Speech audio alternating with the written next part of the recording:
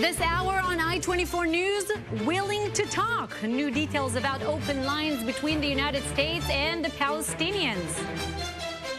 Weapons of war, the big guns, the United States is sending to Russia's border. Plus, the backlash. President Trump's tough talk on trade draws critics from around the world. And the Oscars gets ready for Me Too and Time's Up. From the I-24 News Studios in Times Square in New York, this is Clear Cut with Michelle McCory. Welcome, everyone, and thank you for joining us. I'm Tal Heinrich in for Michelle today. They were supposed to be no longer on speaking terms. Palestinian leadership shunned the United States after President Trump's decision on Jerusalem. But now, I-24 News has learned that there are still channels of communication between the U.S. and the Palestinian Authority. Our Emily Rose has more. Palestinian President Mahmoud Abbas issued a renewed call for an international conference to revive the peace process. Before the third session of the Fatah Revolutionary Council in Ramallah on Thursday, Abbas said this would be a step toward, quote, achieving peace and stability in the region and the world through the establishment of an independent Palestinian state. Meanwhile, Abbas has reportedly not given up hope in the U.S. as a peace mediator. Despite a diplomatic spat with the U.S. after Trump's announcement declaring Jerusalem the capital of Israel, a top PLO member confirmed to I-24 News that active, limited communication channels are apparently still open, as well as communication through a third-party Arab state, likely Saudi Arabia. Foreign Minister in the Palestinian Authority, Riyad al-Maliki, said in an interview this week that the Palestinians are working to pressure Europeans to take a stronger stance on the deal and convince the U.S. to be more flexible on the status of Jerusalem. But support for Abbas may be faltering. Ousted Fatah leader and Abbas adversary, Mohammed Dahlan, may be forming a unity government with Hamas. Dahlan representatives met with members of Hamas Thursday in Cairo to reportedly discuss forming a, quote, joint salvation government to help pull the Gaza Strip out of a worsening humanitarian crisis. As Abbas lacks support from Hamas and Sunni Arab states move toward quiet acceptance of Israel's current status, the PA chief may not have the muscle behind him required to support the ultimate deal. Emily Rose, I-24 News. Joining me now to discuss it further is Jonathan Wachtel, former spokesperson for the U.S. mission to the United Nations. Jonathan, as we heard in this report, although the relations are still very much strained between the U.S. administration and the Palestinian Authority, it seems like President Mahmoud Abbas hasn't given up on the U.S. yet. Maybe as a mediator, maybe, you know, the timing might also make a certain importance here because a peace plan might be put forward pretty soon. After the announcement by Trump that he, recognizes Jerusalem as the capital of the state of Israel, obviously there was going to be a major backlash. Obviously some steam had to be let out. Obviously there had to be decrying that there are all sorts of problems and the United States is not a fair player in negotiations, that type of thing. It'll still go on like that. That type of opinion will be there. But there's no place to go. The United States has historically been a major player, the major player in the Middle East in terms of all the peace deals that have been worked out with Israel and its neighbors, in terms of the Oslo Accords and working that through and navigating that through with the negotiations, various presidents. You can't avoid the United States. You can't pretend that the strongest... Although Abbas tried to do it for a while, he keeps calling for an international intervention, an international peace conference. That idea is nothing new with the Palestinian Authority. They've been trying for years to work things through the United Nations. So in terms of an international forum to try to work something out, that's been their play for decades now. But in terms of the United States, you can't walk away from the United States. The United States has been historically the biggest donor to UNRWA. It has been helpful in negotiating all sorts of various agreements between the Israelis and Palestinians historically. You can't ignore the superpower of the world, and you do so at your peril because there's a financial incentive to keep them in the game, and there's a historical incentive to keep the United States in the game. Obviously, there's going to be this tension. It's not as if, Mahmoud Abbas is going to wake up and say, hey, forget about it, we're all cool, everything's fine. But you know, this tension will exist, but there's no way that you can just shun the United States. How soon do you believe we will see the peace plan proposed by the Trump administration? And what will it be? There are several reports. Nothing is confirmed yet, but a report just on Wednesday on an Arab language newspaper published in London claimed that probably the 1967 lines will not be the borders of the Palestinian state. How likely is that? Well, we've had a precedent in which you've had situations, certainly under Clinton, you'll recall, that there was talk of land swaps and working things out where you're not so stridently holding to the 1967 border. Creative, refreshing thought? Possibly, or maybe a rehashing of some of the old stuff that, you know, maybe we've hit a point now where there's a maturity in terms of the parties that maybe now is a better time, a more you know, a more beneficial period than maybe a decade ago when there were attempts to force something to happen after Ariel Sharon went on the Temple Mount and trying to fix things at the end of the Clinton administration. It's hard to tell. I mean, this is obviously a very tense time in U.S.-Palestinian relations, and Israel is going its own and understanding that they don't have a negotiating partner now, so you can't enter into that type of thing. But there'll be some sort of reinvigoration of the peace process at some point. There's no way. You can't leave it the way it is indefinitely. There'll be a coming together of some sort at some stage. Jonathan, we're moving on to a different story, but you are staying with us here. Next week is a big week for the pro-Israel lobby in Washington. AIPAC, the annual conference of the American Israel Public Affairs Committee, begins Sunday. The event draws some of the biggest names in Washington and also in Jerusalem. Our senior Washington correspondent tells us what to look out for at this year's gathering. Take a look at AIPAC's website. Clearly, the annual conference that opens on Sunday morning will feature talk, and more talk. Speakers about almost every angle of the U.S.-Israel relationship, though almost all are on the record as favoring a stronger alliance. A veteran of 20 AIPAC conferences, Shai Franklin. It's a show of real strength and force and positivity and energy. And it reminds all the politicians, most of whom show up, most members of Congress do show up, and even those who don't show up, that AIPAC is a big deal.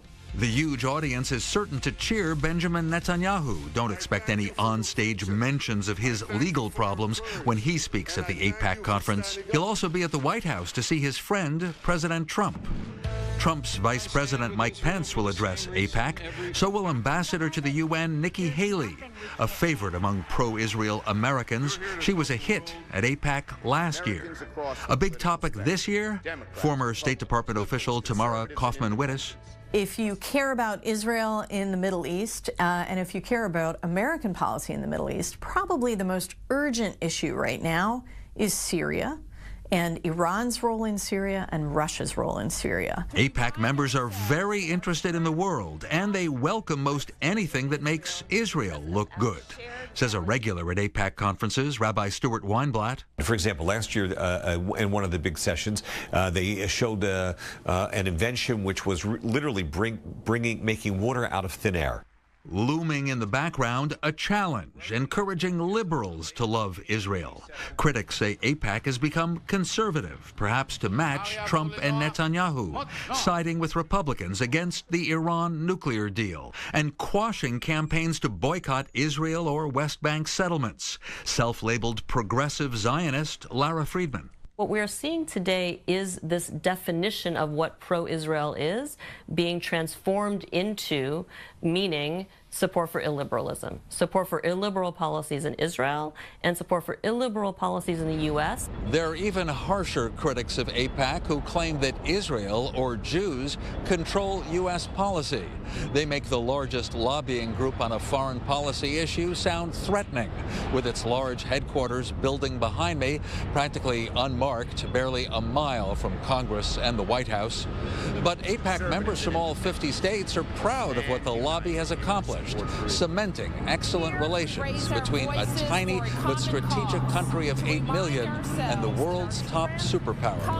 Dan Raviv, I-24 News, outside AIPAC headquarters in Washington. Jonathan Wachtel is still here with us. Jonathan, as we heard in Dan Reviv's report, he pointed out that AIPAC's nature or essence is bipartisan. But critics do say that it's getting more and more conservatives. Do you understand why? I can understand how there might be that perception. I mean, you have a sitting president of the United States who's considered a conservative, and you have a Likud leader of Israel who's going to be talking at the event as a keynote speaker. So I can understand how there would be that sentiment. But if you look at the list of speakers at AIPAC, it's an utterly bipartisan event. You have from all walks of life and sides of the aisle talking at this event. So it's a little hard to brush it over as some sort of utterly conservative event. And Democrats are also speaking out there. You Absolutely. have Chuck Schumer, you have Nancy Pelosi. Absolutely. So you mentioned Netanyahu and Trump. They're going to meet this week. A very interesting meeting, both entangled up to their neck with different investigations revolving around them and members of their family. What do you think the focus of this meeting will be? Will Jared Kushner be in the room, given his new downgraded security clearance? Yeah, it might be difficult for Jared Kushner to be in the room given the topics that will be touched on, especially concerns over Iran meddling in Syria, trying to establish itself in a permanent way to try to turn Syria into a proxy state of Tehran. That is going to be a critical issue under discussion. To the benefit of Benjamin Netanyahu and Donald Trump, they really do have substantive stuff to talk about that will help deflect, some of the focus as far as they're concerned on the investigations that affect both leaders. So there is something helpful, I guess, from their perspective, but they have plenty to talk about. I mean, Israel does feel very threatened by Iran's activities in Syria. What is going to be the outcome of that?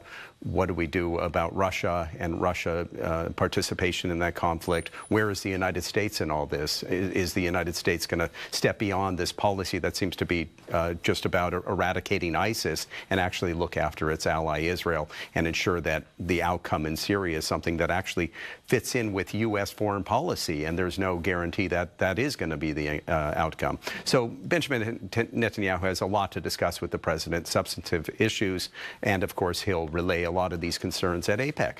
Jonathan Wachtel, former spokesperson for the U.S. mission to the United Nations, thank you so much for these insights, and I-24 News will bring you a special coverage from AIPAC on Sunday.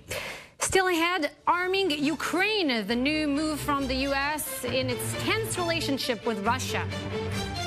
Plus, accused of war crimes, new cries from the international community about attacks on civilians in Syria. And getting tough on trade, President Trump's speech to protect American workers and whether it's the start of a trade war.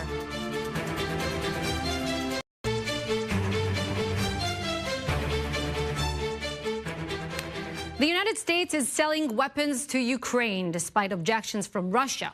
The weapons, including anti-tank missiles, will go towards helping Ukraine in their battle against Russian-backed separatists. Senior defense correspondent Shai Ben-Ari has the details. Fire in the hole. Fire in the hole. This is the Javelin anti-tank missile system. Thursday, the U.S. State Department finally approved the sale of 210 of these missiles to Ukraine, along with 37 launch units. The deal, worth $47 million, had been anticipated for some time, but the Trump administration had been holding off on completing the paperwork. With congressional leaders from both parties known to be in favor, delivery of the missiles could now happen as soon as April. The decision came following a dramatic unveiling of a new mega weapon by Russian President Vladimir Putin. A low-flying, barely noticeable cruise missile carrying a nuclear warhead with almost unlimited range, unpredictable trajectories, and the ability to move around missile shield intercepts make it invincible for all current and projected anti-missile and anti-aircraft systems. I don't think that kind of imagery, seeing the portrayal in a cheesy video of that kind of attack being conducted on the United States as being a responsible action. There is skepticism concerning the Russian missile, with some experts casting doubt on whether the weapon is operational or if it even exists, noting a recent string of failed test launches. The Javelin, though, is quite real and can hit Russia where it hurts. Russian tanks used by separatist forces in eastern Ukraine will be more vulnerable once the missiles arrive. Until now, U.S. aid to the Ukrainian military had been limited to support equipment and small arms supplied by private companies. The Kremlin clarified Friday it was not looking to start an arms race, but some of the rhetoric on both sides has begun to recall the Cold War era. As the president's nuclear posture review made clear, America is moving forward to modernize our nuclear arsenal and ensure our capabilities are unmatched. Shaiban Ari, I-24 News. Joining me now is Craig Snyder, President and CEO of the World Affairs Council of Philadelphia. Craig, thank you for being with us. What do you make of the timing in which this weapons sales has been announced right after Putin's presentation of Russia's new nuclear arsenal? Is it coincidental? You know, we can't know for sure. This is the idea that the United States was going to make this sale of anti-tank weapons was first reported in November. So it's been a number of months that they've been sort of finalizing the paperwork. It could be that they rushed it because of Putin's very aggressive speech. So by selling these weapons to Ukraine, these enhanced defensive systems, the U.S. is basically saying it supports Ukraine's right for self-defense. But is there more into it as you read it? Well, this is really a major policy shift. When the Russians intervened in Ukraine almost exactly 4 years ago now, President Obama took a strong line, but also drew a bright line that we would not supply lethal weapons. We would supply various kinds of defensive and non-lethal systems, but not lethal weapons. So this crosses that line in a big way because the Ukrainian forces have been up against what has swelled to be hundreds of Russian tanks, quite modern tanks, anti-aircraft guns, artillery pieces, hundreds and hundreds of heavy weapons that the Russians have put into Ukraine, although they deny that to this very moment. And this does alter the balance potentially on the battlefield, giving the Kiev forces, the Ukrainian forces, the ability to be more effective against the Russians and the separatists.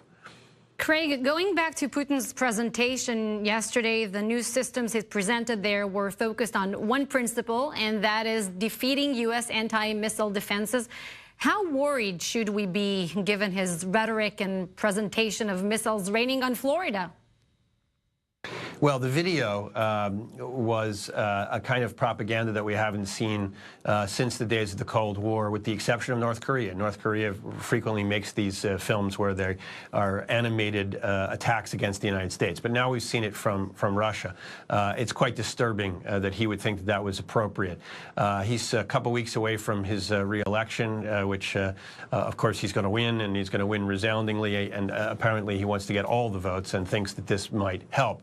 On the substance of the thing, we're just about exactly 35 years since President Reagan's historic speech announcing the Strategic Defense Initiative, the idea that the United States would try to defend itself from ballistic missiles. And it's clear that that speech and the technology that it spawned still scares Russia. And what Putin is talking about is a kind of weapon. We don't believe it's operational. It may only be theoretical or in testing stages, but a kind of weapon that is not ballistic. It does not go out of the atmosphere and return to the Earth, and therefore could not be defended against by the sort of ballistic missile defenses that we've developed over the last 35 years. Having said all that, the reality is that both of these countries have a tremendous redundant overkill capability when it comes to nuclear weapons. We can destroy each other many times over, and that should continue to deter either side from thinking they could get some kind of advantage by a nuclear attack. Therefore, these kinds of developments of this, assuming it is true, are political rather than really military in terms of battlefield application. Craig Snyder, President and CEO of the World Affairs Council of Philadelphia. Thank you for these insights. Thank you very much. In Syria, government forces have gained ground from the rebels at the edge of eastern Ghouta as the ground assault continues despite Russia's plan for daily ceasefires. In the last 12 days, nearly 700 people have been killed in bombing in the last major rebel-controlled area in the country. It's now turned into one of the fiercest onslaughts in Syria's 7-year-old civil war. The United Nations Human Rights Council held an urgent meeting on Friday about the crisis. The chief said it's time for accountability. Once again, I must emphasize that what we are seeing in eastern Ghouta and elsewhere in Syria are likely war crimes and potentially crimes against humanity. For more, let's bring in senior diplomatic correspondent Nina Larson here in the studio with us. Nina, so the UN so far has failed to implement the ceasefire 30-day plan for ceasefire. What are the latest diplomatic developments? Well, Tal, another meeting, as you said this morning, this time in Geneva, and we can expect more meetings next week. And it might seem that this is just, you know, a facade that this is all the Security Council can do, but this is all part of their greater strategy to keep international pressure on implementing this ceasefire. This is really all diplomats can do. They're counting on global outrage to pressure Russia and Syria into doing something. UNICEF has actually said that they might be able to get a convoy in on Sunday into eastern Ghouta, and that is a development, but obviously we'll have to wait and see. It is somewhat good news. And what is happening on the ground there as far as we know? Well, it's very difficult to verify what's happening on the ground in that kind of area at the moment, Tal. But the Syrian Observatory for Human Rights is saying that the Syrian army is there on the ground now, and they've retaken certain areas that were held by the rebels on the outskirts of eastern Ghouta. But, you know, the civilians there are still under heavy bombardment from the air as well, of course. And speaking of accountability, as we heard in Geneva, the Human Rights Council, what about accountability in regards to the use of chemical weapons in Syria? Well, we're hoping to see a development next week. The US is actually spearheading an effort at the United Nations to revive a formal investigation to the use of chemical weapons. And again, the theme is very much accountability at the moment. It might seem that this might happen very far off in the future, but it is, again, it's the start of a process. It's important to keep that momentum going. Nina Larson, thank you for these updates. And still ahead, honoring an evangelical icon. The nation says goodbye to the Reverend Billy Graham.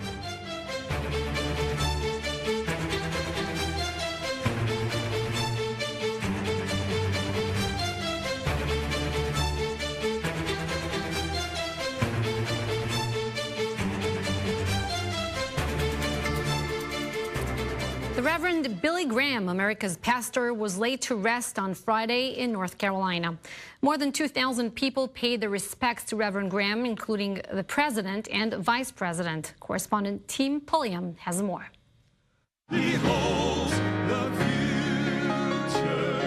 The world remembers America's pastor, Billy Graham. Thousands gathered under this tent to pay tribute. This memorial, part of Graham's final burial wishes in honor of the tent revivals that catapulted him onto the world stage nearly 70 years ago. Master and Savior. Today, personal reflections from international Christian leaders and his 5 children. He wrapped his arms around me and he said, "Welcome home." He was faithful, he was available, and he was teachable. I will live my life to exalt and glorify the name of the Lord Jesus Christ. So I love you, Daddy. Graham's oldest son, Franklin, gave the eulogy, closing with this message. My father preached on heaven. He wrote a book on heaven. And today, he's in heaven. His journey is complete. Among close family and friends in the audience, celebrities, clergy, Vice President Mike Pence and President Donald Trump, the only president who attended Friday's service. After a week of motorcades, processionals, and public tributes, today a humble and private memorial for the 99-year-old Protestant preacher. The son of a North Carolina dairy farmer whose faith built an empire ministering to the poor and powerful, today taking his final crusade. That was Tim Pulliam reporting. Staying in the United States now, a ferocious storm is battering the East Coast. 16 states are seeing damaging winds, torrential rain, and coastal flooding. The National Weather Service is calling it a life or death situation, warning people to take it seriously. Even this bold eagle hunkered down in her nest as strong winds ripped through the trees in Washington, D.C. The mother-to-be was protecting her eggs high above the D.C. Metropolitan Police Department's training academy. And Europe is also still facing wild weather. The airport in Dublin was closed again today because of heavy snow and high winds. Flights are suspended until Saturday morning. Thousands of homes and businesses in Ireland are also without power. The storm is causing problems across Europe, from Iceland to Ukraine. And at least one person is dead in Japan after the worst blizzard in years hit the country's northern island of Hokkaido. Hundreds of trains and flights have been canceled. Authorities are warning people not to go out. The weather is expected to clear over the weekend. And still ahead here on Clear Cut, Trump on trade. Why the president says trade wars are a good thing and how the markets reacted today. And the corruption probe, police question Benjamin Netanyahu, Israeli prime minister, what he has to say about it. Those stories and more when Clear Cut continues in just 60 seconds.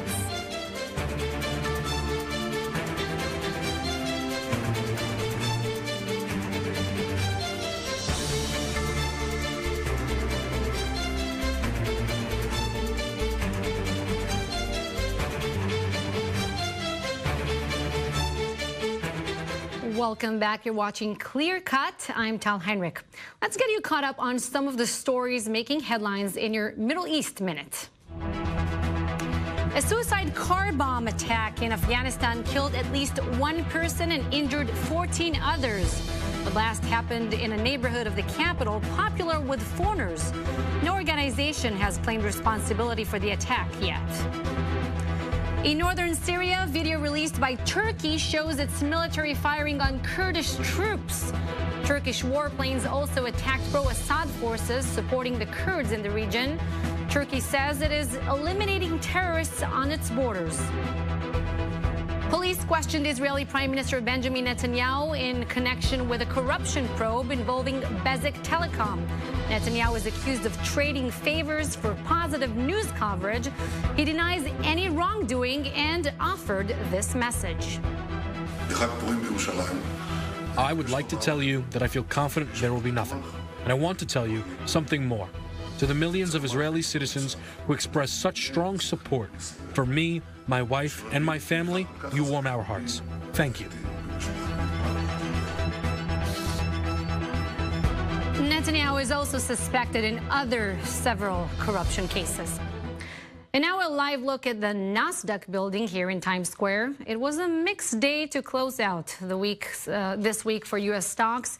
The Nasdaq gained 1%, while the Dow dropped about 0.3%, with McDonald's worst day since 2008 weighing on the index.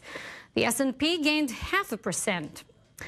Stocks went for a wild range over the past two sessions, with concerns over a global trade war. President Trump announced he plans to impose tariffs on steel and aluminum imports. Already, other nations have said they will retaliate. And some Republican lawmakers are calling it a big mistake. Serena Marshall has the latest. It's a potential trade war started by the president. This morning in a tweet, writing, when a country is losing many billions of dollars on trade with virtually every country it does business with, trade wars are good and easy to win. The possible global fight after the president announced an unlimited 25% steel tariff and 10% aluminum tariff.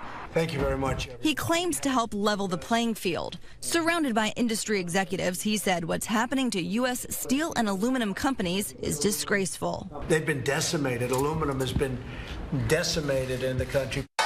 The new tariffs, which effectively taxes every foreign shipment of the metals to the U.S., sparked a big drop in the Dow yesterday, losing more than 400 points. And Asian markets also closed lower. U.S. companies calling the move disappointing, as the tax could be passed along to consumers and manufacturers of products like soda, beer, cars, and building materials. The news also brought immediate backlash from an unexpected place: the president's Republican allies. If it looks like I'm hedging, that's because I am. Utah Republican and chairman of the Senate Finance Committee, Orrin Hatch, in a statement said the president should carefully consider all of the implications. And that was Serena Marshall reporting. Let's bring in our senior national correspondent, Michael Shore, and Washington correspondent, Mai Viqueira. Thank you, gentlemen, for joining me this evening. Mike, let's start with you. If yesterday we were cautiously calling these tariffs a war trade, well, now President Trump himself already called this a war. He tweeted earlier in the day, trade wars are good and easy to win. But it doesn't seem like the president is winning when it comes to the support of some Republicans, right? What can you tell us about critics from within? Right. Well, you know, he says that trade wars are easy to win, but history would teach us otherwise. A lot of people have been looking back to perhaps the most infamous set of protectionist tariffs ever enacted in this country, Smoot-Hawley, at the outset of the Great Depression, that made the Depression deeper and longer in the estimation of most historians and economists. The president announced this unexpectedly. The drama here in Washington has been ongoing. The turmoil, doing an end run around his closest aides in the White House yesterday. The chief of staff had no idea this was going to happen. His top economic advisor, Gary Cohn, had no idea this was going to happen and said that he may even quit over it because he's very much anti-tariff, anti-protectionist. But Wilbur Ross, the Secretary of Commerce, and Donald Trump got together. And suddenly Donald Trump, it is said because he has been upset about other factors, the trouble that his son-in-law Jared Kushner is in, the departure of his very close aide-de-camp, Hope Hicks, that actually influenced him in a very perhaps impetuous way, went out and announced these very high tariffs, the highest that could have been expected, even though the president had been talking for quite some time, including during the campaign, about applying these tariffs. Many people just didn't know that he was going to do it at that time and in that venue. Tal. Michael, so some Republicans are calling it this measure a massive tax increase on American families, but announcing these tariffs isn't the only time the president broke with conservative ideology within the last 48, 36 hours, let's say. It comes after he's surprised with the gun policy agenda. Is the president testing the Republican Party here? It could be looked at that way, Tal, but I don't think that's the case. They talk about controlled chaos in the White House. The defender, Sarah Sanders, comes out and says that whenever issues like this come up, but it just seems like chaos rather than controlled chaos. You look at Senator Ben Sasse, the senator to whom you were referring, who was outraged. He's the Nebraska Republican, outraged that the president was talking this way about tariffs. As Vic just said, Gary Cohn, who has threatened to leave this White House before. You'll remember after Charlottesville was something he said. He's waiting now, waiting till next week, because when the president says these things, nobody's even sure that he's going to follow through on them. It happens time and again. So next week is when he is set to talk about this, maybe even late in the week next week. And Gary Cohn, of course, is going to follow up on that. But I do think one of the things to look at with this White House is whether or not this is looking at 2018, saying that he's going to try and muddy the waters. People vote on issues, not on people, generally in midterm elections, they say. But the truth is, it would give too much credit to this White House and the way that they've operated to say that this was some kind of a controlled message that he's sending right now, Tal. Mike, yesterday President Trump had a great meeting, in his words, with NRA leaders. Do we know what went on over there? It was the second meeting in less than a week, actually. We learned on Monday that over the weekend, President Trump had met with Wayne LaPierre and Chris Cox, Cox being the top lobbyist for the NRA, the National Rifle Association here in Washington. Remember, this comes a day after yet another bombshell that the president dropped, surprising everyone, inviting cameras to film a meeting live in the cabinet room with bipartisan members of Congress, where he talked openly about instituting gun control measures that are heresy to Republican orthodoxy, outraging many people, including the NRA and many gun rights advocates in Congress. That, of course, precipitated yet another meeting last night with the National Rifle Association and Chris Cox. The NRA quickly putting out a tweet last night after the meeting on the heels of it to try to box in the president, it would appear, saying it was a good meeting and implying that the president was going to be walking back many of those measures, raising the minimum age to buy any kind of gun in the country from 18 to 21. And strengthening background checks and other measures that the NRA has long fought. Then the president today saying he had a good or great meeting. He actually used both words to describe it in a very sort of short and terse statement. President saying he had a good meeting with the NRA. It's all very much up in the air. Michael Schor is absolutely right. There is not a method here. It's a very mercurial and erratic process, if you can even call it a process in the West Wing. Republicans are confused. The president has defied convention time and time again, dating from before the election, even getting elected, defying the conventional wisdom. But most people look at this, including some of his closest allies now, and see a president that is not really making a coherent policy, putting forth a coherent policy and doing the legwork and spade work that one needs to back it up, get it through Congress, and get it accepted even by his core supporters, Tal. Mike Viqueira, Michael Schor, thank you both for this. Thanks. And still ahead, gearing up for a controversial Oscars, how to celebrate Hollywood in the age of Me Too. And bringing Me Too into a Jewish holiday, the unique way one group celebrated Purim this year.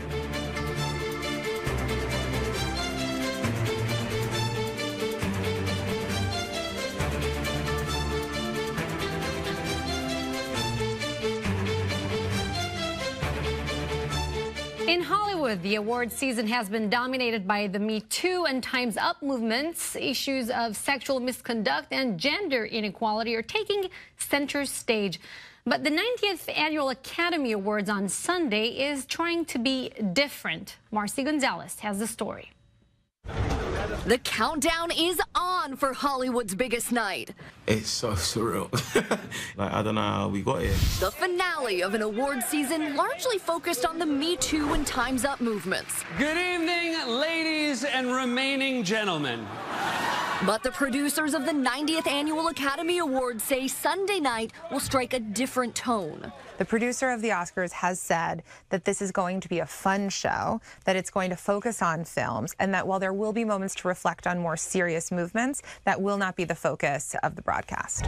You clean that lab, you get out. The Shape of Water in the spotlight this year with the most nominations at 13, a favorite in the Best Director and Best Picture categories. The Shape of Water has a great chance of winning Best Picture, but it's not a lock. The top acting categories are expected to be more predictable. La La Land.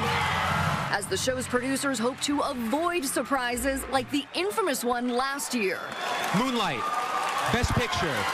New safeguards are in place to make sure there are no envelope mix-ups again. I think that the biggest safeguard there is that this company, PricewaterhouseCoopers, will literally have to go out of business if they do it a second time.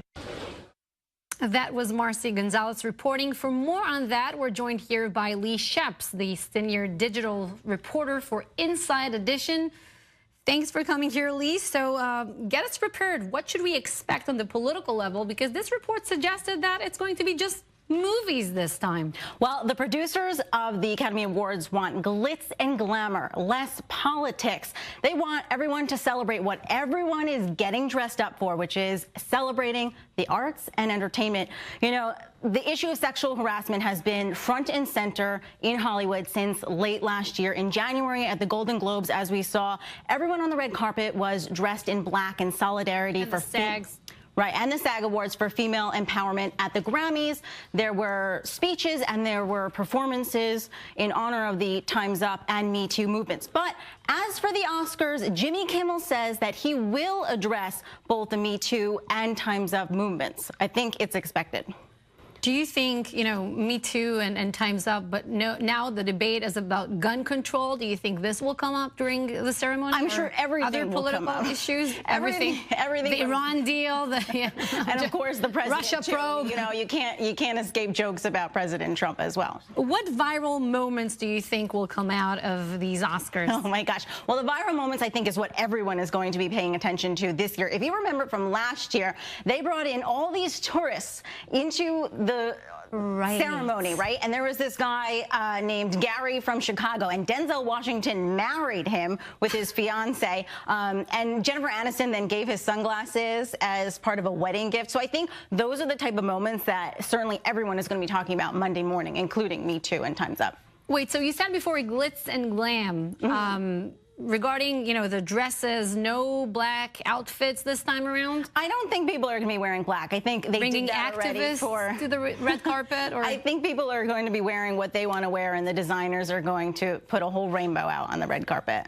And by the way, there are also movies, right, in this awards ceremony. What's your forecast, if you can give us your guess? I don't know anything about what the Academy is going to vote for. I'll tell you who I'm looking forward to seeing who is not nominated, but who is a presenter, is Lin-Manuel Miranda, because I have an exclusive coming out with him this week. So we have to look out for that. But I want to point out something else that's going to be interesting is talking about E's red carpet. That's another controversy coming up because Ryan Seacrest, he is accused of sexual harassment by his former stylist, and Ryan Seacrest has denied those allegations. But I think on the red carpet for E, people are certainly going to be watching what celebrities are going to talk to him and what celebrities are not going to be talking to him.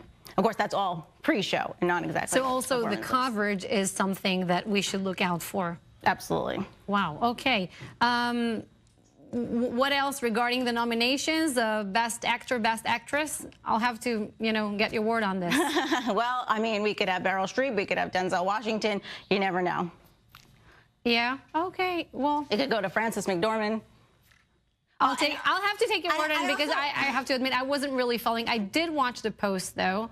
It was a great movie. I want to talk about something else that's really interesting that's going to be happening. It's kind of like the Groundhog Day of the Academy Awards, is that the Best Picture, whoever's going to present that, which is expected to be Warren Beatty and Faye Dunaway. Remember, we saw in that clip earlier, we saw them presenting, and what happened last year was that they were given the wrong envelope and gave the wrong name I already of the forgot movie. about that until we watched this report. So they announced La La Land was going to be the winner, but it actually was Moonlight. No, there will be no mistakes this time around. I'm pretty sure about it. No mistakes, but they are certainly going to joke about it. And those accountants, woo, the scrutiny on them this year is going to be something to watch. I have to ask you one more thing. Last year, there was a lot of backlash about the Oscars being too white. Anything about that this time?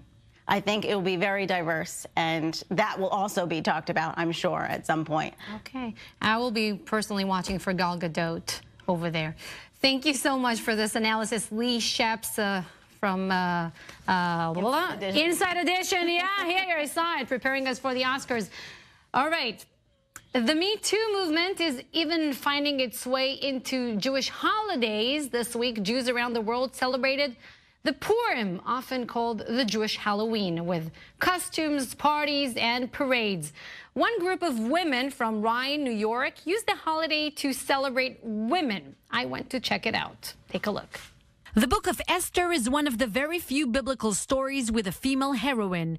The tale takes place in ancient Persia. Esther, a young maiden who happens to be Jewish, is chosen to be the new queen but hides her identity for most of the story until the evil villain Haman plots to annihilate all of the Jews, and Esther has to work up the courage to approach the king to reveal her true identity and to stand up in order to save her people, and ultimately she does. Every little Jewish girl growing up wants to be like Esther and dress up for the Purim holiday like the queen who saves the day.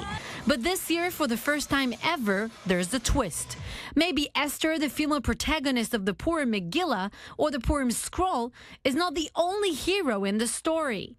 Apparently, a marginal character named Vashti deserves much of the credit. She's the first queen who was expelled by the king and was replaced by Esther. Vashti is only mentioned really in the first chapter of the Megillah. She is quickly banished from the palace. King Ahasuerus asks that Vashti appear before him and all of his drunken friends at a party wearing her crown, and the rabbis say wearing only her crown, in order to dance and display her beauty. And Vashti refuses. It is inappropriate, it is sexually insulting to her, and so she's the first woman who stands up and says no. She's the first, in a sense, Me Too. To lift up her character and celebrate Persian Queen Vashti alongside Jewish Queen Esther, about 60 women from the Jewish Reform community of Rye, New York, gathered for a Purim celebration. Instead of the traditional reading of the Purim Megillah, this year they decided to come up with a play, the Megillah Monologues. Just like the vagina monologues where there are women sitting on bar stools talking, that's what we're going to have, only we're going to use the characters of the Purim story. And we'll get the perspective from the women who were there. He was so mad, he even issued an edict saying every man should rule in his own house. I never imagined I'd be queen. Killing the Jews was at first my idea. What? They joke that Esther was elected queen in an episode of The Bachelor. None of these chicks was going to get a rose. They compare the women of Shushan, the ancient capital of the Persian Empire, to the Kardashians. And yet you couldn't help but love her. Kind of the way you feel about the Kardashians. And so a biblical tale that goes back more than 2,500 years gets a modern interpretation. Not only that the Jews of Persia were saved from annihilation, but also the women of ancient Persia decided their own destiny. Our Persian Jewish heroine, the first that she persisted. Oh, today, brave women we will be. Oh, today. That was a very refreshing, interesting, one-of-a-kind Purim celebration in which I have ever participated. And I'm happy to see that over here in New York, many, many people are celebrating Purim in different ways in the Me Too era. Apparently, this Purim holiday is getting a modern twist. Well, still ahead, the future in the palm of your hand. We'll show you the coolest gadgets on display at the biggest cell phone conference of the year.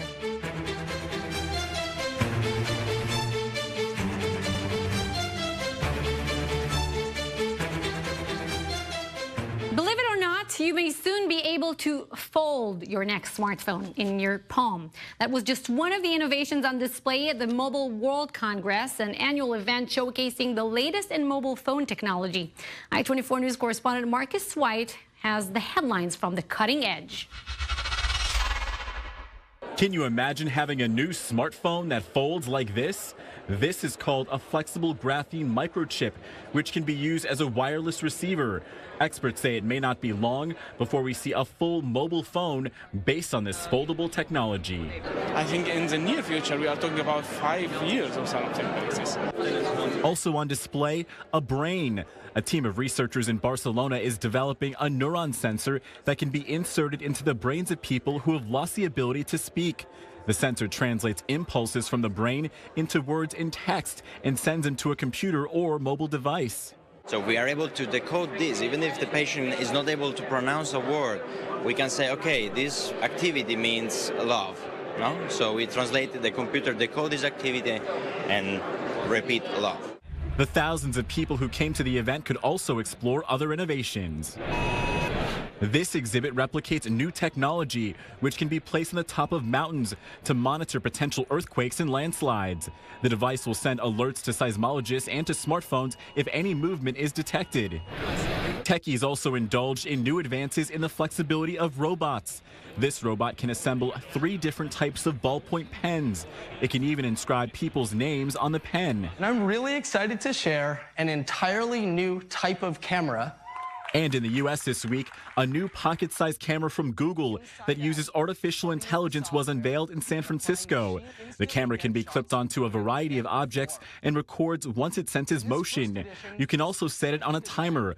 Google says the camera allows people to enjoy more of life's moments. We call it Google Clips. The $249 camera can even detect human faces, pets, and smiles, and even decide if an image is interesting enough to shoot. Marcus White, I-24 News. As we wrap up the show, let's take a look at some headlines from around the globe in our World Wrap. In West Africa, the capital of Burkina Faso was on lockdown. At least 7 people were killed and dozens injured when militants attacked the army headquarters and the French embassy. No one has claimed responsibility yet. It's the 3rd major attack on the capital in just over 2 years. In Azerbaijan, a fire killed at least 26 people at a drug rehab center. The fire engulfed the 1-story building and continued to burn for hours. Strong winds fueled the flames. It was reportedly caused by an electrical problem. In Italy, the country's far-right anti-immigrant League Party held its final rally before this weekend's election. Some polls predict the former Prime Minister Silvio Berlusconi's center-right alliance will win, but the group may fall short of an absolute majority.